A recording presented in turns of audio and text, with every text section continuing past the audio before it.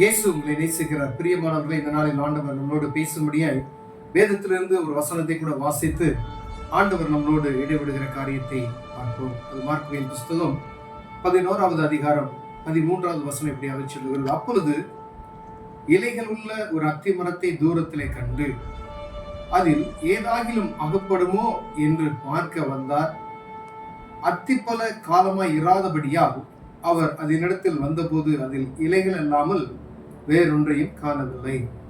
அப்பொழுது இயேசு அதை பார்த்து, இது முதல் ஒரு காலமும் ஒருவனும் உன்னிடத்தில் கனியை புசியாதிருக்க கடவன் என்றார். அதை அவருடைய சீசர்கள் கேட்டார்கள். பிரியமானவர்களே, ஆண்டவராகிய இயேசு கிறிஸ்து வழி அருகே நடந்து வருகும் பொழுது ஒரு அத்தி மரத்தை பார்க்கிறார். அவருக்கு பசி உண்டாயிருச்சு அப்படின்னு சொல்லி வேதம் சொல்லுகிறது. அவருக்கு பசி உண்டாயிருச்சு அப்படின்னு சொன்னா எல்லா காரியங்களும் ஆண்டவர் நினைச்சு ஊமைகளாக தான் சொல்லுகிறார். ஆத்ம பசி அவருக்கு உணவு குறித்து ஆண்டவர் இதில் சொல்லல. அவருக்கு பசி உண்டாயிருச்சு. இந்த ஊமையை விலக்கி நாம் பார்ப்போமே ஆனால் ஆண்டவர் நம்மளோடு பேசுகிற ஒரு காரியம் ஆத்ம பசி, ஜனங்களுக்காய் பரிதபிக்கிற ஒரு பசின்னு வச்சுக்கோங்களேன். அத்தி மரத்துக்கிட்ட வந்து கனி, ஆனா பாருங்க, ஆண்டவர் சொல்றாரு அதுக்கிட்ட அதிக இலைகள் இருந்துச்சா, நல்ல கொழுன்னு மரம் இருக்கிறது. அங்க வந்து பாக்குறாரு, அதுல என்ன செய்யல, கனி இல்லை. ஆனா வேதம் சொல்லுகிறது அது அத்தி பல காலமா இராதபடியினால் அதில் ஒன்றும் இல்லை. ஆனா ஆண்டவர் அதுகிட்ட என்ன செய்யறாரு, கனியை எதிர்பார்க்கும்படியா அங்க வருகிறார். ஆண்டவருக்கு தெரியாதா அது அத்தி பல காலம் இல்லை அப்படின்னு சொல்லி? ஆனா ஆண்டவர் இந்த ஊமையாய் வழியா என்ன பேசுகிறாருன்னா, அது அத்திப்பல காலமா இராதபடியினால் அந்த இடத்துல வந்தால் அதுல கனி இல்லை. ஆனா ஆண்டவர் அதுல கனியை தேடி பார்க்கிறார்.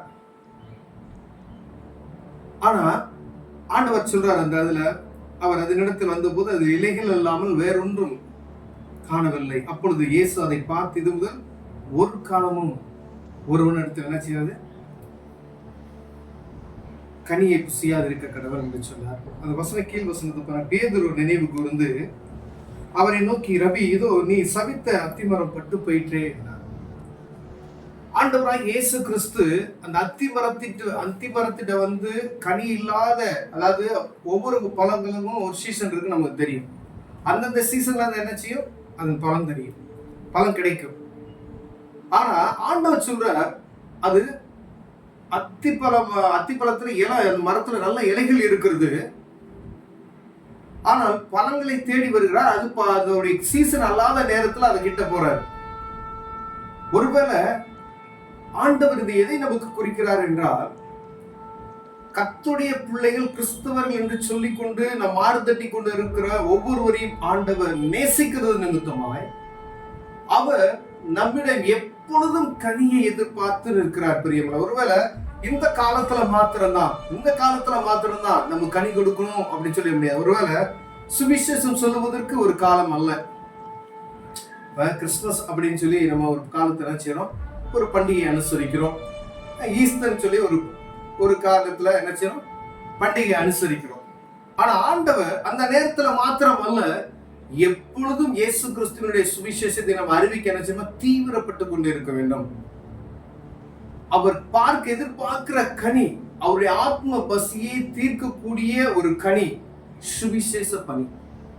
அதை நாம் மறந்து போய்விடக்கூடாது. ஒருவேளை நாம் சரியான முறையில நடந்து கொள்ளுவோம் ஆனால் உலகத்துக்கு ஒத்த வேஷம் தெரியாமல் ஆண்டவருடைய பிள்ளையாய் எப்பொழுதும் கனி தருகிறவர்களாய், ஒருவேளை நல்ல இலைகள் நம்ம கிட்ட இருக்குன்னு வச்சுங்களேன், பார்ப்பதற்கு நல்ல இலைகளா இருக்கு, ரொம்ப ஜொல் மரம் அப்படியே செழிப்பா தெரியுது, அப்படிதான். இப்ப நம்ம நம்மள பார்த்தா என்ன செய்யும், நல்ல செழிப்பா இருக்கும், கிறிஸ்தவர்கள் என்கிற ஒரு செழிப்பு. ஆனால் கிறிஸ்தவர்கள் செய்ய வேண்டிய, ஆண்டவர் விரும்புகிற அந்த கனியை கொடுக்காத இருக்கிற அத்திமரம் போல.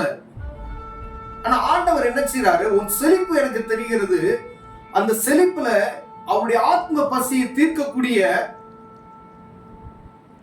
ஒரு கனியை ஆண்டவர் என்னிடம் எதிர்பார்க்கிறார். பிரியமானவர்களே, ஐயா, எல்லா நாட்களிலுமே ஆண்டவர் அவர் எந்த நேரத்துல உங்க கிட்ட வருவார்னு நமக்கு தெரியாது. அவருடைய வருகை நமக்கு தெரியாது. அவர் எந்த நேரத்துல அந்த அத்தி மரத்துக்கிட்ட வருவான்னு யாருக்கு தெரியுமா? உங்ககிட்டயோ என்கிட்டயோ யார்கிட்ட எப்போ வருவார்னு தெரியாது. ஆனா அவர் வரும் பொழுது நீங்கள் கனி கொடுக்கிறவர்களா இருக்கும்படி ஆண்டவர் என்ன செய்றார்? விரும்புகிறார். அப்ப நீங்க உங்க சமூகத்து ஆண்டவர் உங்க பக்கத்துல எப்ப வருவார்னு தெரியாது. அப்ப நீங்க ஆயத்தம் உள்ளவர்களா இருக்கணும். அது ஒரு அத்திமரத்தை சொல்லுகிறார் என்று நாம் ஏதோ அசால்ட்டா நினைச்சிடக்கூடாது. ஆண்டவர் அத்திமரத்துக்காய் கவலைப்படல, மனிதனுக்காய், அவர் படைத்த மனிதனுக்காய் ஒவ்வொரு நாளும் வேதனைப்பட்டு கொண்டே இருக்கிறார் பிரியமானவர்களே. ஆனா நம்ம என்ன செய்யறோம்? செழிப்பா இருக்கிறது போல காணப்படுகிறோம், ஆனா நம்ம கிட்ட கனி கிடையாதுன்னு சொல்லி ஆண்டவர் இந்த ஊமையை வழியா ஆண்டவர் நம்மோடு பேசுகிறார். பிரியமானவர்களே, இதை பார்த்து கொண்டிருக்கிற அன்பு சகோதரனே, சகோதரியே, அன்பு தாயே, தகப்பனே, சிறு பிள்ளைகளே, ஆண்டவர் உங்க பக்கத்துல வரும்பொழுது அவருக்கு கனி கொடுக்கிறவர்களாய் நீங்க காணப்படணும். அவர் உங்ககிட்ட வரும்பொழுது என் மகன் என்னுடைய பசியை தீர்க்கிறார் அப்படின்னு சொல்லணும். என் மகன் என்னுடைய பசியை தாகத்தை தீர்க்கிறார் அந்த மாதிரி சொல்லணும் ஆண்டவர். அப்ப எப்பொழுதும் நீங்க என்ன செய்யணும்? அவருக்கு விருப்பம் உள்ளவர்களாய், அவருடைய நாமத்தை எங்கு பறைசாற்றுகிறவர்களாய், நீங்க ஒருவேளை நீங்க போய் சுவிசேஷத்தை அறிவிக்க உங்களால் முடியாது, ஆனா உங்க நடக்க, நீங்க நடந்து கொள்ளுகிற விதம் அவருக்கு என்ன செய்யணும்? விருப்பம் உள்ளதா இருக்கணும். நீங்க செயல்படுகிற செயல் சுவிசேஷத்தை உங்க செய்கைகள் என்ன செய்யணும்? அறிவிக்கணும். பாருங்க, எவ்வளவு நம்ம தாழ்மையை அணிந்திருக்க வேண்டும், எவ்வளவு பொறுமையை அணிந்திருக்க வேண்டும், எவ்வளவு ஆண்டவரை போல நாம் வெளிப்பட வேண்டும். அவரை போல சார்ந்த குணம் உள்ளவர்கள் இல்லை. அவர் தான் நமக்கு முன்மாதிரியா இருக்கிறார். பெரிய உலகத்தில் இருக்க மனிதனை யாரை நம்ம ஒப்பிட முடியாது. ஆண்டவர் மாதிரி அவருக்கு ஒப்பிட்டு நான் இயேசுவை போல நான் வாழ வேண்டும் என்று சொல்லுவோம். ஆண்டவர் நம்மை மாற்ற வல்லமையில் உருவாக்கார். ஒருவேளை கனி கொடுக்காத இருக்கிற மரம் போல நம்ம காணப்படுவோமேனால் ஆண்டவர் உங்களோட பேசுவாராங்களா? ஆண்டவரோட சமூகத்துல கண்களை மூடி ஜெபம் செய்வோம். எப்பொழுதும் கனி கொடுக்கிற மரமாய் நம்மளை மாற்றும். அன்பின் தகப்பனே, அருமையான நாளுக்காய் ஸ்தோத்திரம். ஆண்டவரே, எப்பொழுதும் கனி கொடுக்கிற மரமாய் எங்களை மாற்றும். இயேசுவின் நாமத்தில் பிதாவே, ஆமென்.